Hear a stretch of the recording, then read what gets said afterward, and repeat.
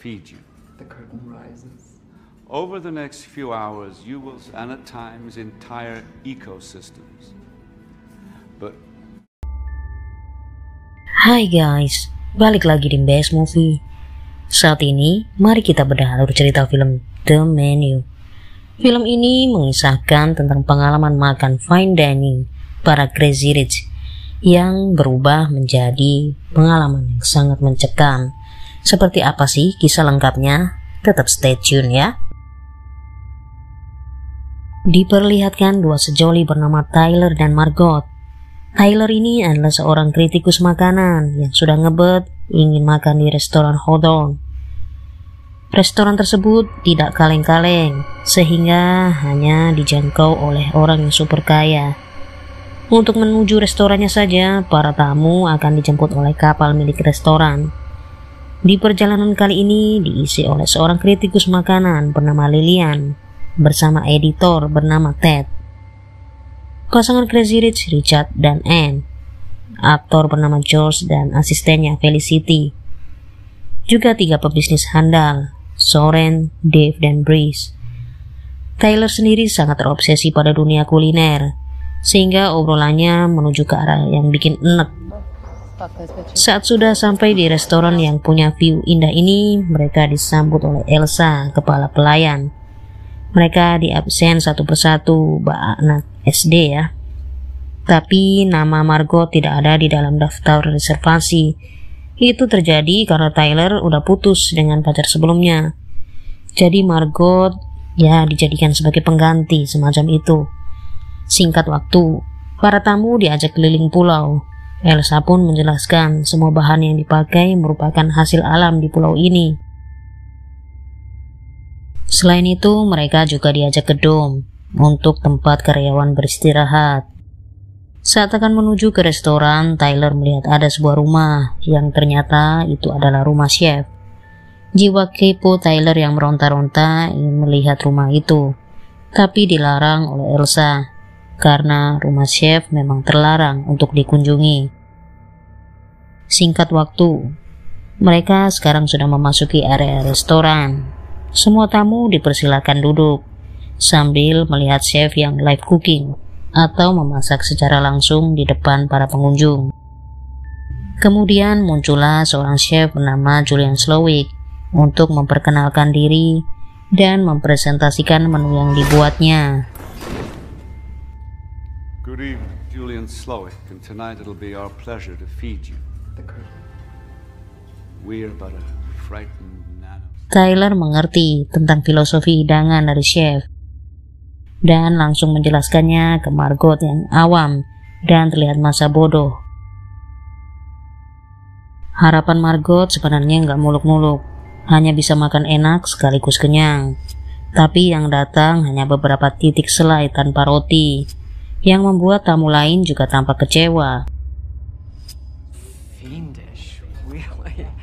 I mean, he's always. Could we please get a little bread, and some gluten-free for my friend as well? Karena merasa hidangan yang kurang lengkap, tiga pebisnis meminta roti pada Elsa. Namun Elsa menolak.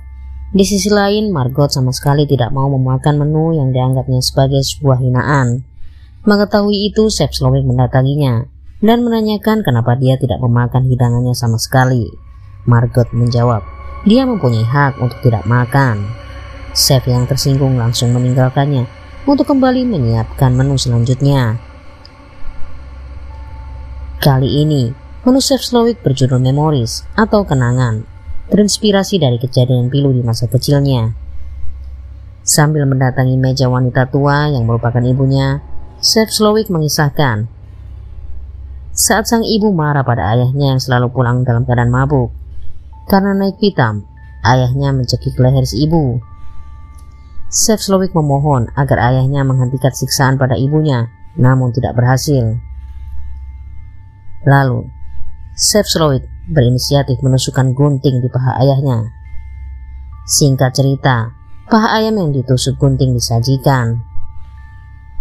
Sebagai makanan pendampingnya, mereka mendapatkan taco. Anehnya, taco ini berisi gambar dan tulisan yang memuat dosa-dosa para tamu. 3 pebisnis mendapatkan tako tentang penggelapan pajak perusahaan. Di tako Richard tergambar perselingkuhannya dengan wanita lain. Si Tyler hanya mendapat gambar dirinya saat sedang memotret hidangan, yang hal ini merupakan hal yang sangat dilarang dalam peraturan makan di Hawthorne. Margot yang sudah muak dengan semua itu langsung pergi ke toilet. Tidak lama kemudian Chef Slowik datang dan menanyakan mengapa Margot tidak memakan masakannya. Dia juga bertanya siapakah Margot sebenarnya. Scene berpindah ke menu keempat yang akan dihidangkan oleh Chef Slowik. Dia memperkenalkan seorang asisten chef bernama Jeremy yang menciptakan menu berjudul Kekacauan. Chef Slowik menjelaskan bahwa Jeremy adalah chef berbakat yang selalu menginginkan posisi seperti dirinya, tetapi tidak pernah berhasil. Setelah itu, tiba-tiba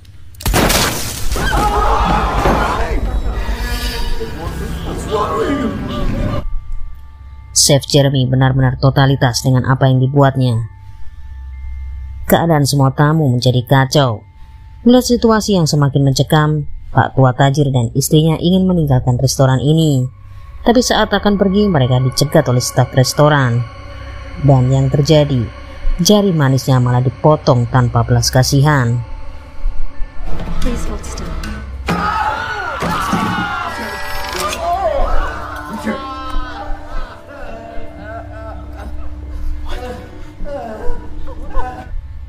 Tentu saja hal ini membuat tamu lain menjadi panik dan ketakutan, kecuali si Tyler yang malah asyik makan. Selepas itu Margot diminta ke dapur, lalu chef mengatakan bahwa Margot adalah tamu yang tak diundang, yang hanya merusak susunan menu. Karena yang seharusnya datang adalah mantan pacar Tyler. Chef Slowik juga mengatakan mereka semua akan mati di akhir sajian. Margot diizinkan untuk memilih akan mati bersama tamu atau bersama para staf. Dia diberi waktu selama 15 menit untuk memikirkannya. Karena merasa terjebak, Margot langsung mendarkan tamparan ke pipi Tyler.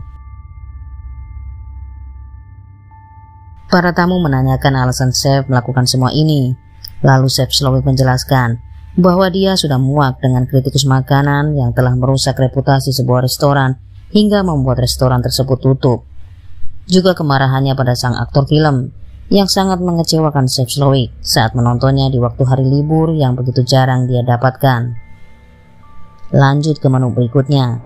Tapi sebelum itu Chef Slowik memberikan tontonan gratis berupa seorang pria yang merupakan investor restoran tersebut tengah digantung dan akan segera ditenggelamkan ke laut. Penyebabnya adalah investor ini akan mengganti koki dan stafnya karena sudah tidak sepemikiran. Untuk membalas perbuatannya, mereka bekerja sama untuk melenyapkan si investor. Time's up, Miss Mills. Chef will 15 menit berlalu. Ini artinya Margot harus menentukan akan mati di pihak mana. Chef memanggil Margot ke kantornya. Di sini terungkap kalau Margot sudah memalsukan nama karena nama sebenarnya adalah Erin. Dan dia juga bukan seorang kritikus makanan. Margot adalah seorang wanita panggilan yang disewa oleh Tyler. Merasa bahwa Margot adalah kalangan bawah seperti dirinya, Chef menjadi kasihan dan mengatakan bahwa Margot tidak seharusnya berada di sini. Singkat waktu, hidangan ke-6 akan disajikan. Semua tamu diminta keluar restoran. Lalu Chef Slowik menyuruh Chef Catherine untuk mempresentasikan karyanya. Ternyata karya ini hasil dari pelecehan seksual Chef Slowik terhadapnya sebanyak 2 kali. Namun, Chef Catherine melawannya. Saat ini, Chef Catherine diizinkan untuk membalas perlakuan Chef Slowik.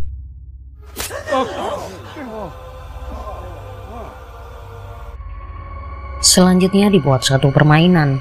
Tamu pria diizinkan berlari kabur. Dalam waktu 45 detik, mereka akan dikejar oleh para staf. Sedangkan yang wanita diizinkan menikmati menu Chef Catherine. Mereka berusaha merayu Chef Catherine agar dapat membebaskan semua tamu. Tapi semua itu sia-sia, karena ternyata ide konyol untuk mati bersama adalah keinginan dari Chef Catherine itu sendiri.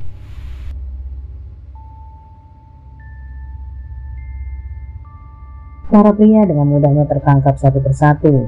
Mereka semua digiring lagi masuk ke dalam restoran. Chef menegur Tyler. Ya, ternyata mereka sudah saling kenal sebelumnya, karena Tyler adalah salah satu koki di restoran ini. Untuk menghukum kebodohan Tyler yang salah membawa orang, harusnya yang dibawa adalah Nita, seorang kritikus makanan. Tyler diminta memasak untuk mereka semua. You look wonderful. Doesn't he look wonderful, Margot? Doesn't... Everyone gather around. We must learn from Tyler.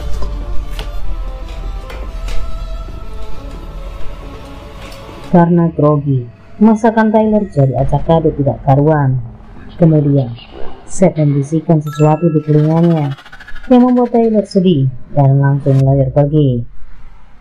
Chef Slowik menyuruh Margot mengambil panci besar di ruangan asap. Namun, dia terkejut dengan pemandangan yang dilihatnya. Tyler sudah gelantungan di seutas tali. Lalu Margot pun berjalan ke arah rumah asap. Melihat ada kesempatan, dia malah masuk ke rumah Chef Slowik. Tapi aksinya dipergoki oleh Elsa. Elsa menjadi marah karena Margot menggantikan posisinya. Elsa pun menyerang Margot dan terjadi pergumulan di antara mereka berdua.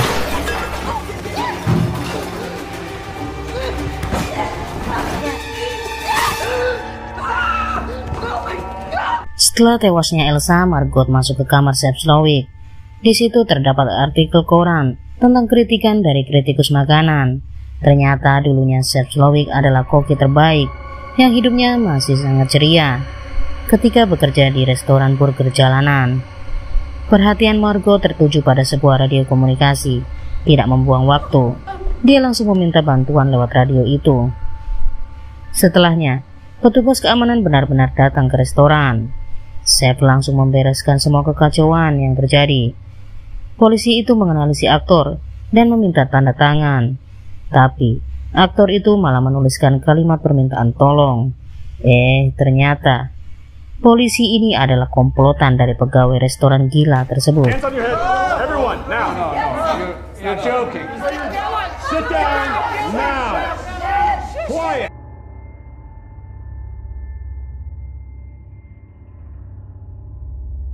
Pupus sudah harapan para tamu untuk dibebaskan.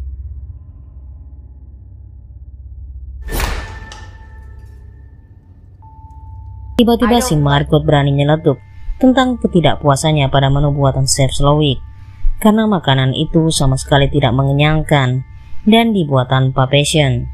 Chef Slowik memberikan kesempatan bagi Margot untuk request makanan. Margot yang cerdas hanya meminta cheeseburger murahan. Tentu saja Chef Slowik menjadi sumringah, karena itu adalah hidangan yang mengingatkannya saat masih dihargai sebagai seorang chef. Margot dengan lahap memakan burger buatan Chef Slowik hingga kekenyangan dan minta dibungkuskan sisanya untuk makan di rumah. Ini adalah permintaan secara halus agar dibebaskan. Yang mengejutkan, Chef menyetujuinya. Bahkan Margot juga diberi souvenir sebagai tanda terima kasih. Kini saatnya hidangan pamungkas disiapkan. Para tamu dihiasi dengan coklat dan marshmallow. Para staf juga sudah berada di posisinya masing-masing. Mereka semua akan menjadi sebuah hidangan penutup yang sangat epik. Flame. It nourishes us, warms us. I love you all.